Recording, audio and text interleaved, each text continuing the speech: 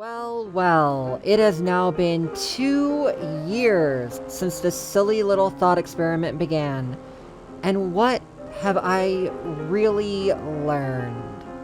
I feel like to answer this, we need to go all the way back to the beginning. And what better way to do that than to travel from San Francisco to Las Vegas and beyond?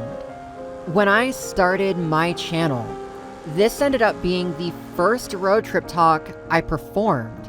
Now, that was in the Crew 1, and I was driving the Corvette Stingray, but doing it now in the Crew 2 and in a Grand Cherokee is just a nod to how my personality and my tastes have all really changed, as well as the times themselves changing because rip the Crew 1.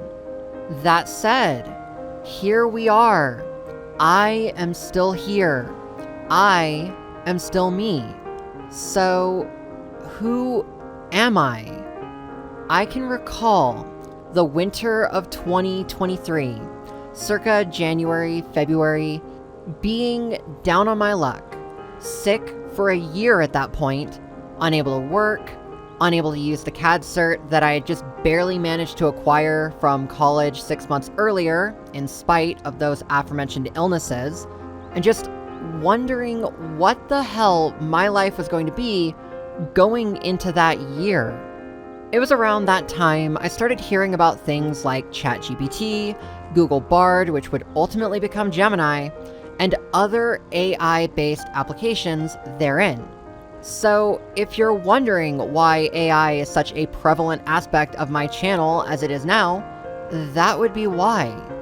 In those moments of not knowing what to do with my life, my only escape at the time was driving games because I had always loved driving, yet being sick meant I was doing a lot less of it IRL and a lot more of it within video games.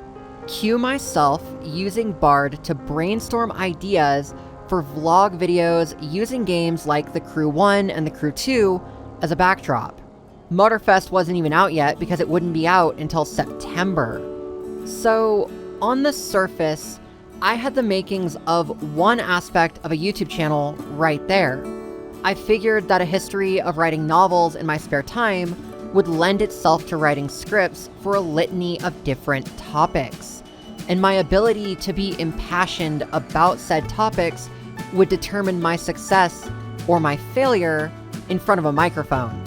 Yet I also knew that nobody was going to want to listen to the ramblings of some rando without there being something else entirely to substantiate their presence on the internet.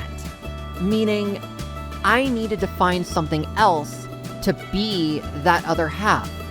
I originally settled on police pursuits. Need for Speed was my favorite series, and I had a lot of experience with Hot Pursuit 2010 and Rivals. So those were the first two series that I really fixated on. And I figured other games with the same action-packed vibes, stuff like Burnout and Split Second, would just fall in naturally. Thus, by February 2023, I had a framework that I could leverage, and I could start recording footage.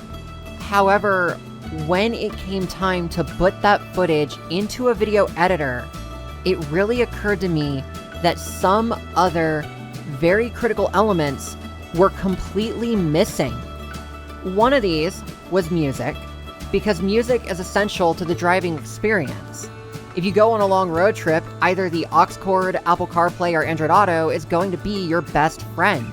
And if you're playing a racing game, you usually have your own Pandora or Spotify radio station open while you're doing it. The easy part was seeing that all YouTube creators have access to a full audio library. The hard part was finding the exact songs to convey the right emotions for the right scenes. I began combing through the library, picking out dozens of songs, and really storyboarding that first NFS series that I had planned to run on my channel come April.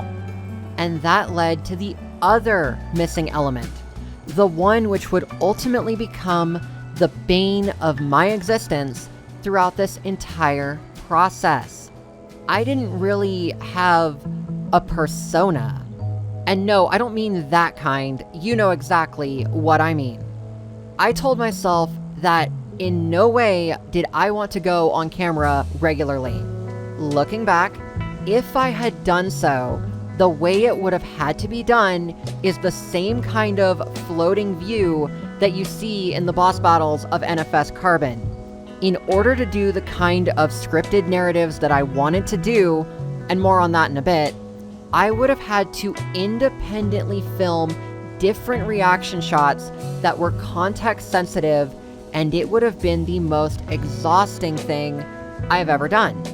So I began looking at other options, leading to my introduction to VTuber culture.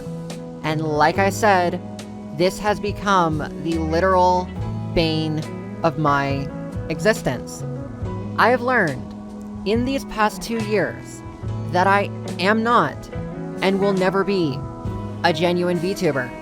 And I have done a few videos really digging into the ramifications of this, so I'll save y'all the regurgitation of all that. What I have learned in hindsight is, in order to make the best content I could make, I had to completely abandon the norms of how VTubers make content, which I can say is really where the efforts of the last 2 years have gone. First things first, VTubing is very much about the model. A lot of the VTubers' content is centered around how their model is perceived by their audience. And I never wanted my digital avatar to be what people fixated on in my videos. So my avatar position on screen has constantly changed and subsequently has gotten smaller. I have always wanted my content to be front and center, and now I can at least say that it is. Second, VTubing is very much about responding or reacting to content. A lot of VTubers are variety, just chatting, or react channels. And the ones who do gaming often have the game itself secondary to their own impressions of it. What I wanted, instead, was always to be a part of the game. That is why when I record playthroughs of a series, I respond to the characters more than I do the audience. And I do feel I have come a long way in that. My first attempt was, of all things, Journey to the Savage Planet. And when I wrote those scripts, I only felt comfortable responding if Echo presented something to respond to. That ultimately made it more stilted than I wish it had been. I wish I could go back and change it, though that would honestly be a waste of time that I could better use to start new projects. And finally, VTubing is very much about the art, to a degree of obsession and elitism that I never want to condone on my channel ever. Let me take you back to May of 2023. You know how they say you would never download a car? Some guy who goes by the handle 3D Printing Nerd certainly lived up to his name by 3D printing the body of a Lamborghini Aventador in his garage. When Lamborghini found out, rather than admonish the project, the manufacturer went out of their way to supply additional compatible parts to the project because they wanted to understand the process and how it would benefit them as a car manufacturer in the future. The pursuit of knowledge was paramount. Yet, when it comes to AI art, you will never see that kind of cautious embrace in the art world, and certainly not in VTubing, as I personally have come to learn. From the very beginning, I had always had the intention of merging handcrafted assets a la Photoshop with AI-generated ones, which of course led me even to cloning my own voice and making an AI co-host who, would you know it, just started airing a series focused entirely on her participation in the Motorfest. And the ultimate takeaway from that effort was going back to how I write scripts and writing them now from the perspective of an AI who is imitating me. For me, it is another way to introspect, and it does help me figure out how better to be authentic when it is my time to get back on the microphone.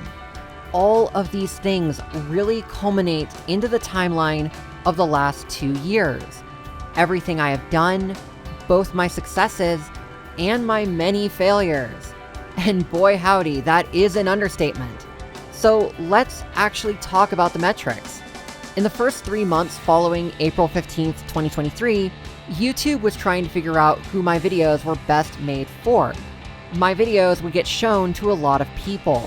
Yes, some of them certainly liked my content and subscribed, and you definitely should too if you're watching this, but others certainly hated my content and were not afraid to let me know about it. Granted, a lot of that hate came from me being transgender on the internet, but there were a few things I hit on, such as the fact that I marketed myself as a gamer, to which people were going to always put my gameplay under a frick ton of scrutiny. And I didn't necessarily want that. I needed to really draw the line in the sand that my videos were a depiction of storytelling and not meant to be a show of overall competitiveness. In order to drive that point home, what I needed was actually to lose a lot more. And it took me way too long to figure that out. Like, I'll say that my obsession with a game's standard difficulty is definitely going to be my undoing one of these days. When I did Motorfest as a blind playthrough, I played on intermediate, no changes to the settings whatsoever. This unintentionally led to me steamrolling every event, with the exception of yacht surfing, because the Lamborghini Technomar is a $1.5 million brick that by some miracle floats on water. And now, with Motorfest Legacy, it is very clear that the difficulty has been increased in order for V2 to take the top spot less often and simply be on the podium, all to make the events feel a lot more authentic. For an AI narrator, mind you. Meaning, when it is my turn to again go in front of the mic for a new series, I too will need to adopt that same level of humility. If a game throws me into the wall, I need to be comfortable with making that a part of the overarching narrative. Though at the same time, it would help for me to not choose games which over-penalize failure. So, by the middle of 2024, I had started to dial some of the stuff in. As a result, a lot of aesthetic things continued to change and evolve. And all of it led to my videos being overall typecast by the algorithm into a much, much narrower audience. The immediate benefit to this was a lot of the haters went away. I went from videos being mass disliked to having far more likes than dislikes on practically every video I do now, and that feels good. But the downside was that viewership on the whole kind of flatlined for the longest time. According to my personal metrics, I hit 75,000 at the end of February, though that includes view counts from all the videos I have since deleted from my channel because I considered them to be failures. And many of those videos were the ones to break 1,000 views, but have an equal or greater number of dislikes over likes. And so, when I look back at my goals for the 2-year mark, you know, having 2,000 subscribers and 250,000 channel views, holy frick, did I fail miserably. Which does make me wonder if I am really cut out for this. I know what I want to make now, I know how to make it authentic, but I also know that it's never going to be popular. Thus, I keep asking myself, well, what if I did something completely different? Like, lately, I have been in the habit of binging Maxor videos. I love the delivery of the jokes, the pacing of the scripts, the absolute cinema of the visuals paired to some of the best music that I have ever heard. But could I ever make anything that comes close to that? I truly don't know. The thing about driving games, be it racing or otherwise, is how mired in reality they are. Racing game players do expect cars to do car things. And when they do supernatural or superhuman things, it comes off almost comical, or worse, cringe. I think the closest you can get to cinematic achievement is trying to mimic Initial D, but even that anime has so much cringe built into it which is something I do say quite candidly because I do own a digital copy of 4th Stage, courtesy of Amazon Video. I would love my videos to become an incorrect summary of Elden Ring the racing game, whether that is something like Motorfest, NFS Rivals, even Burnout or Split Second. But I know that were I to pivot, I would lose the vibe that I have already built up in the kinds of videos I am making now. It occurs to me, again, quite candidly, that I cannot imitate the styles of other creators, a lesson I learned because of VTubing. I have to be me. The hardest thing right now is coming to grips with the time that I have already lost. 2 years down, lots of failures, lots of scrapped projects, and sacrificed views. The next question is, will I do 2 more? I know that I want to. I know that I have video ideas for the remainder of 2025 and even the bulk of 2026. I know that I have to give myself a chance to succeed. But I know also that I cannot do this forever without seeing some kind of upward momentum. I want to ask y'all, what do you want to see from me? What drew you to me as a creator? And what do you feel would allow me to better express the me that you enjoy? So I'll just leave it at that. Thank you so much for putting up with me over the past 2 years, whether you were here the whole time or have just recently found me. I promise that I am continuing to put my best out there however I can. And final words regarding V2, because I gave her a full series, I will be taking a bit of a step back for the spring. I'm still the host of Minute Matches, and I will still do road trip talks every 2 weeks. And come summer, there will be multiple mini-series where I again take the helm. I promise I am not retiring from being a host. Y'all are stuck with me, come what may. Alright, take care y'all.